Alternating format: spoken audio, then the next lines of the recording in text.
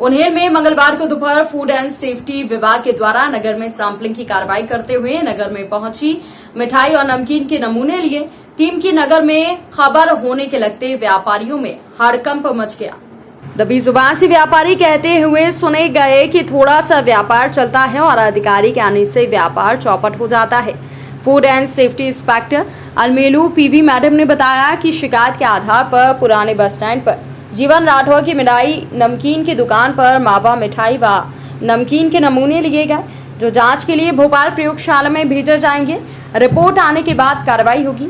Food विभाग से मनीष स्वामी, दीपा टटवाड़े, देवेंद्र डोडियार व पुलिस प्रशासन से हेमेंद्र सिंह, महिला आरक्षक आरती पाल, राजस्व विभाग से पटवारी विश्वेश्वर शर्मा उपस्थित थे। कार्रवाई की है। शिकायत प्राप्त हुई थी उसके संबंध में कार्रवाई का किया गया। मिठाई नमूने लिए हैं, मावा और बेसन लड्डू नमकीन का सामान और साफ सफाई के बाद आदेश दिए हैं और टाइम मांगा है उन्हें सुधार करने का। और बाकी जगह चेकिंग चल रही है मैम? अभी मौसम के हिसाब से सब जगह पे करने का निर्देश दिया गया है, उसके हिसाब से कार्रवाई जी। उज्जैन के महाकाल मंदिर में दर्शन व्यवस्था में बड़ा बदलाव किया गया है। भक्तों की इच्छा को देखते हुए महाकाल मंदिर में आम श्रद्धालुओं को भी गर्भगृह में दर्शन पूजन की इजाजत मिल गई है। अभी तक इसके लिए 1500 रुपए का दान शुल्क देना होता था। बाबा महाकाल के भक्तों के लिए बड़ी खुशखबरी है। दरअसल उज्जैन आलोट सांसद अनिल फरोजिया ने महाकाल मंदिर समन्वय समिति के सामने प्रस्ताव रखा था कि महाकाल दर्शन के लिए देश से ही नहीं बल्कि विदेशों से भी श्रद्धालु आते हैं और भगवान को जल अर्पित कर अपने आप को धन्य मांगते हैं।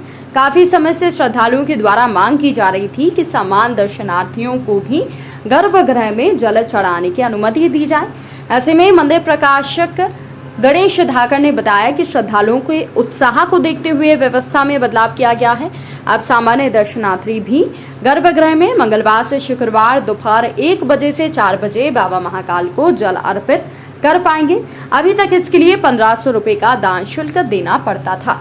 दूसरी ओर महाकाल मंदिर में चल रहे विस्तारीकरण के चलते श्रद्धालुओं के लिए दर्शन की व्यवस्था में परिवर्तन किया गया है। सामान्य श्रद्धालुओं को बड़े गणपति के पास 5 नंबर गेट से एंट्री मिलेगी, वहीं 4 नंबर गेट से श्रद्धालु बाहर आएंगे। वीआईपी प्रोटोकॉल वाले श्रद्धालु के दर्शन की व्यवस्था प्रशासक कार्यालय के पास फैसिलिटी सेंटर से होगी। उज्जैन के घटिया क्षेत्र के ग्राम बिछोड़ा तुमहे में जमीनी मामला और जायसवाल समाज के लोग, जिसमें पीड़ित परिवार पुलिस अधीक्षक सत्येंद्र कुमार शुक्ल को ज्ञापन देने पहुंचा। उज्जैन की घटिया तहसील के ग्राम बिछड़ोद में रहने वाले स्वर्गीय राम गोपाल जायसवाल का घर के पास में 750 वर्ग फुट का भूखंड है। इसका कब्जा उनकी पत्नी और बच्चे अधिकार है, लेकिन विगत दिनों भूखंड से लगी सरकारी भूमि जिला न्यायालय उज्जैन में उक्त विषय पर वाद दायर किया गया है, जो कि विचाराधीन है। दलित समुदाय के द्वारा भूखंड पर कब्जा करने का प्रयास किया गया, जिससे जायसवाल परिवार के द्वारा विरोध करने पर दलित समुदाय के द्वारा पत्थरबाजी की गई और अमर्यादित भाषाओं का इस्तेमाल किया गया। इसकी लिखित शिकायत थाना घटिया पर आवेदन के माध्यम से की गई थी, लेकिन किसी भी तरह की सुनवाई नहीं की गई, बल्कि दलित समुदाय के अधिक मात्रा में एकत्रीकरण और नेताओं के फोन के दबाव में घटिया थाना के द्वारा फरियादी जायसवाल परिवार के खिलाफ ही जाति सूचक शब्दों का इस्तेमाल करने की झूठी रिपोर्ट दर्ज कर ली गई। हमारे साथ नहीं किया जा रहा है। इसी समस्या को लेकर पुलिस अधीक्षक से पीड़ित परिवार मिला है। हमारी हमारे जो प्लाट पे है, हमने मलम डाला था वहाँ पे, तो वहाँ से उनने हटाया रामनवमी के दिन, और हम उनको बोलने गए तो उनने ये बोला कि ये हमारी जगह है, चर्मकार मंदिर की जगह है, हमारे समाज की जगह है। और उसके बाद हमने वहाँ पे गाली गलौज करी उन लोग ने। फिर उसके बाद कुछ लोग आए थे वहाँ पे और 5-50 जने, और भीड़ इकट्ठा हुई। उनके बाद उनने हमको दबाया मतलब, और उसके बाद दबोच डाला उनने, और वहाँ घटिया थाने गए तो वहाँ पे उनने हमारी रिपोर्ट दर्ज नहीं करी, दोनों पक्ष में रिपोर्ट दर्ज नहीं करी। उसके बाद हम वहाँ पे से आ गए। उसके बाद नायब तहसीलदार और टीआई साहब आए थे वहाँ पर, और उसके बाद उन्होंने बोला कि दोनों पक्ष कुछ भी नहीं करेगा इस जगह में। और उसके बाद वापस इनने इंगल गाड़ने की कोशिश करी। इंगल गाड़े तो वहाँ पे कुछ थंबे लगे थे, इनने थंबे उखाड़े वहाँ पे से, तो थंबे उखाड़ के फेंक दिए। और नायब तहसीलदार नहीं आए थे वहाँ पे, तो इनने बोला कि यहाँ पे तुम कुछ भी नहीं करोगे और ये लोग भी कुछ नहीं करेंगे। और उसके जाने के बाद इनने मल्लम भी डाला और जिसके बाद गाली गलौज भी करी और अवैध हथियार के इनने आरोप लगाया तीनों भाई पे। और जिसके बाद हमने कुछ कि वहाँ पे गए घटिया थाने तो उनने हमारी कार्रवाई नहीं करी। और ये जाके लोग थे ये जिनने ST SC वाले चमार समाज के लोग। क्या नाम है? ये चमार समाज के तो वो नागुदास और मांगू दिनेश पिता बाबूलाल। तू बोल दे जरा। चलो एक मिनट बोलते जाओ।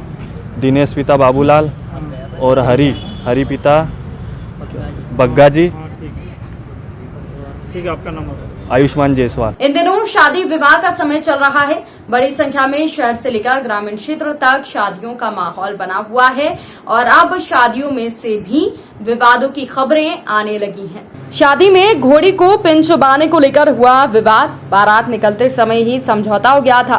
फिर भी जिस युवक पर पिन चुबाने का आरोप लगाया जा रहा था उस पर रात में शादी के बाद सर में चाकू मार दिया गया। इसी युवक गंभीर रूप से घायल हो गया जिसे उज्जैन जिला चिकित्सालय में भर्ती किया गया है। वहीं देपालपुर से नाहरखेड़ी बारात खाना खाने गई थी। इसके बाद पिन चुबाने को लेकर ये पूरा विवाद हुआ था। ये बता किस तरीके से आपके साथ मारपीट हुई, किसने मारपीट की, क्या कारण रहा? वो बंटी ने मेरे को मारा। पहले मैं जैसे खाना खा रहे थे तो वो मेरे पास आया एक जना, उसने बोला कि तूने घोड़ी को पिन गचाई। तो मैंने बोला मैंने नहीं गचाई। तो वो मैंने बोला जिसने गचाई मेरे पास ला। तो मैं उसको मैंने गाली दी तो वो बंटी आया मेरे को मारने लग गया। तो फिर मैंने भी उसको एक लात की मारी। उसके बाद वो हमारा समझौता हो गया। वो मेहमान उनने पहुंचा दिया, मेरे को इधर पहुंचा दिया, उसको उधर पहुंचा दिया। तो पीछे से आया और मेरे सिर में चाकू मार दिया उसने। अच्छा, कहाँ गए थे आप? कहाँ से कहाँ गए थे बारात में? हम देपालपुर से बारात गए थे नाहरखेड़ी। अच्छा ठीक है। कब की घटना है ये और आपने कहाँ रिपोर्ट ये कराई? सोमवार के दिन की। हम सोमवार के दिन की तो हम देपालपुर गए तो रिपोर्ट लिखवाने। देपालपुर वाले ने बोला कि यहाँ पे नहीं लिखाएगी रिपोर्ट, वापस तुम इंगोरिया जाओ। तो फिर हम इंगोरिया आए। फिर यहाँ एडमिट हुए? हाँ। ठीक है। आपका नाम और पता बताओ। मेरा मनोहर राठौर नाम।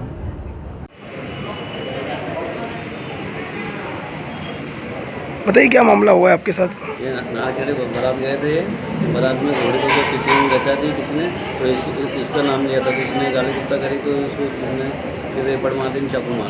किसने चाकू मार दिया? क्या नाम है? बंटी। कहाँ पर रहते हैं ये देपालपुर। कितने लोगों को उसने चाकू मारा और क्या? और पहले भी एक जगह रिपोर्ट करी तो उसको कट्टे लेकर घर में मारने गया था बंटी। आपने कहाँ रिपोर्ट दर्ज कराई इसकी? इंगोरी। कितने बजे रात की घटना है? ये मतलब 12:20 कितने लोग थे बारात के अंदर? क्या बारात में कम से कम 100-200 मिनट थे। इसमें तो इनको ही चाकू लगा है बस? हाँ, इनको ही लगा चाकू। क्या नाम है इनका पूरा? इनका मनोहर पिता तेजराम। ये कहाँ पर रहते हैं? देपालपुर। मध्य प्रदेश राज्य विधिक सेवा प्राधिकरण जबलपुर के निर्देश पर इस साल की द्वितीय नेशनल लोक अदालत का आयोजन 14 मई को मुख्यालय और सभी तहसील मुख्यालयों पर किया जाएगा।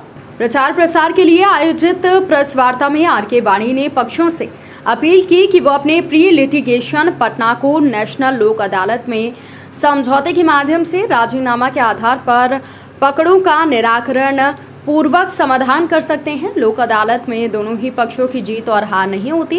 इस लोक अदालत में चेक बाउंस के मामले, जलकर के मामले, विद्युत चोरी के मामले, अन्य नगर निगम परिवहन विभाग आदि के मामलों का निपटारा किया जाता है।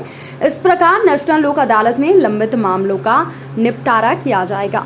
लोक अदालत आयोजित की जा रही है, किस प्रकार के प्रकरण इसमें रखे जाएंगे, कितनी छूट किस प्रकरणों में दी जाएगी?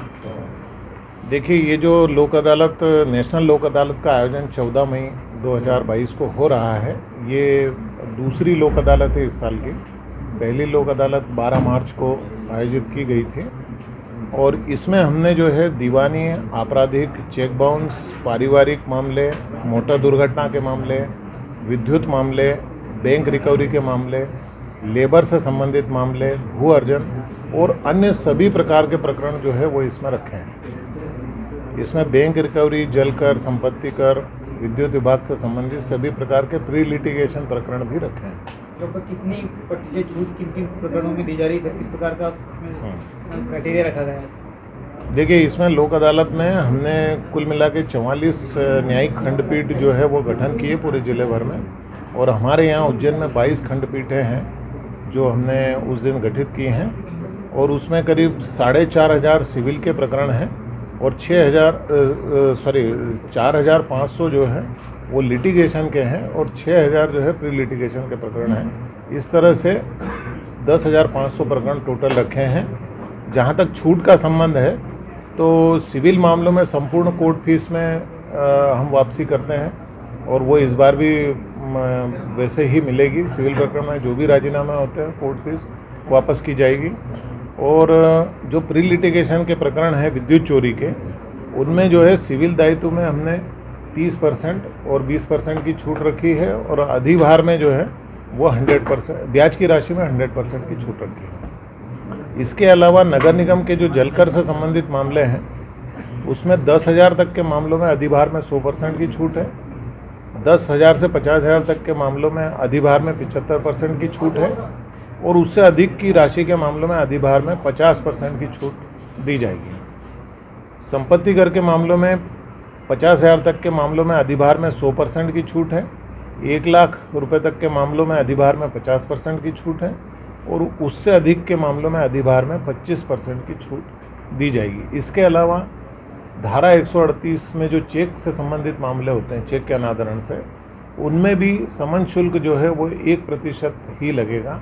जो राजीनामे पर से समन शुल्क अधिरोपित होता है वो 1% का हमने ऐसा तय किया है। जिन लोगों को सूचना नहीं मिली है और अगर राजीनामा करना वर्ष 2022 की दूसरी लोक अदालत 14 मई को प्रस्तावित है। राष्ट्रीय लोक अदालत है। मेरा सभी पक्षकारों से निवेदन है कि इसका ज़्यादा से ज़्यादा लाभ उठाएं। इसमें सभी तरह के करों में छूट मिल रही है। मुकदमों के अपने जो शुल्क है वो वापस हो रहे हैं और अंत भला सो सब भला, सब कोई ना कोई जीता ना कोई हारा। लोक अदालत का ये नारा मेरा सभी से निवेदन है कि अधिक से अधिक तादाद में हिस्सा लेकर लोक अदालत को सफल बनाएं। जिन लोगों को समन्स नहीं मिले हैं या जो लोग अपनी मुकदमे निपटाना चाहते हैं वे भी आ जाएं और यहाँ पर आने पर उनके प्रकरण निकालकर उनके समस्त राजीनामे स्वीकार कर लिए जाएंगे। पंडित योगेश व्यास। उज्जैन के पंथ पिपलाई में शाम के समय बस और बाइक सवार की भिड़ंत हो गई। इसमें 55 वर्षीय एक मजदूर की मौके पर ही मौत हो गई।